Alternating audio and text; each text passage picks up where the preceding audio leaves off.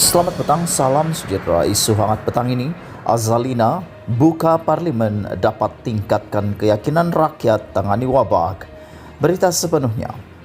Timbalan Speaker Dewan Rakyat Azalina Othman Said berkata, pembukaan semula parlimen akan membantu kerajaan dalam memerangi wabak COVID-19 dengan meningkatkan pemahaman rakyat mengenai dasar berkaitan wabak itu serta kepercayaan mereka terhadap kerajaan.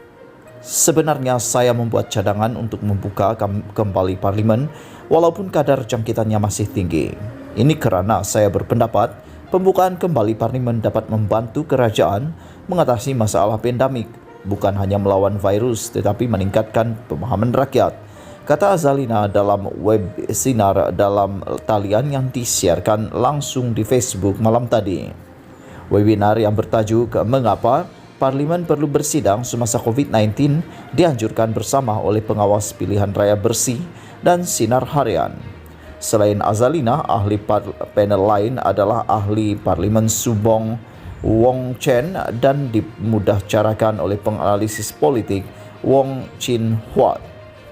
Azalina yang merupakan anggota Parlimen Pengerang mengatakan anggota Parlimen bertanggung jawab kepada penduduk di kawasan mereka dan mereka dapat membantu menjelaskan dasar kerajaan berkaitan wabak itu. Ada banyak berita palsu, misalnya yang berkaitan dengan vaksin. Apabila kita ingin bertanya siapa yang kita jawab, siapa yang boleh menjawab, siapa yang boleh memberi kita keyakinan.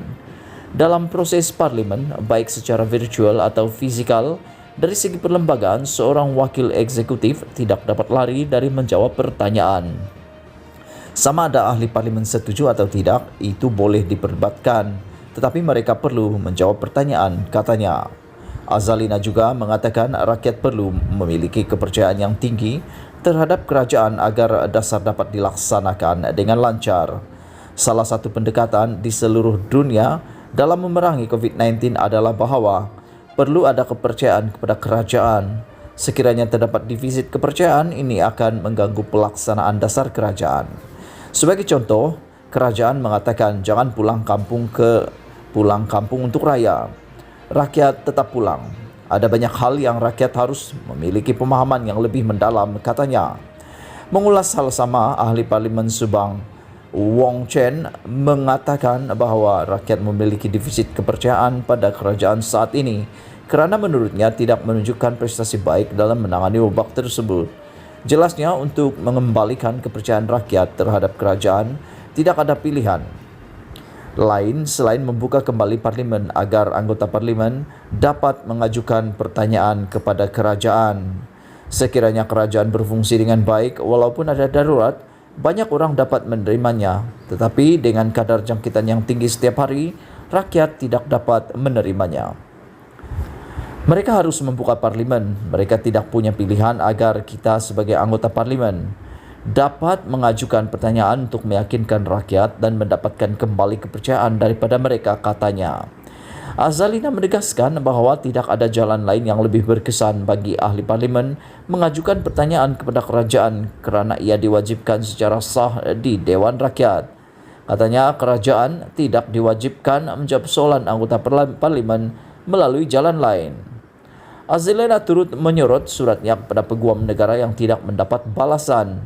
Surat saya tidak dijawab. Di luar parlimen, tidak kira apa yang anda katakan, apa yang anda tulis, tidak kira platform media sosial yang kita gunakan, kerajaan tidak wajib menjawab. Jika kita tanya di parlimen, mereka diberi mandat untuk menjawab kerana dalam perlembagaan ia menjamin, ia memaksa, ia menentukan bahawa mereka perlu menjawabnya. Surat itu tidak mendapat balasan kerana mungkin tidak ada kewajipan untuk membalas surat itu, katanya. Parlimen bersidang kali terakhir semasa sesi November-Desember 2020. Sidang parlimen sejak 11 Januari tahun digantung susulan pengisytiharan darurat yang dijangka akan berakhir pada 1 Ogos. Sekian isu hangat petang ini. Jangan lupa tekan butang subscribe dan kita jumpa lagi. Bye-bye.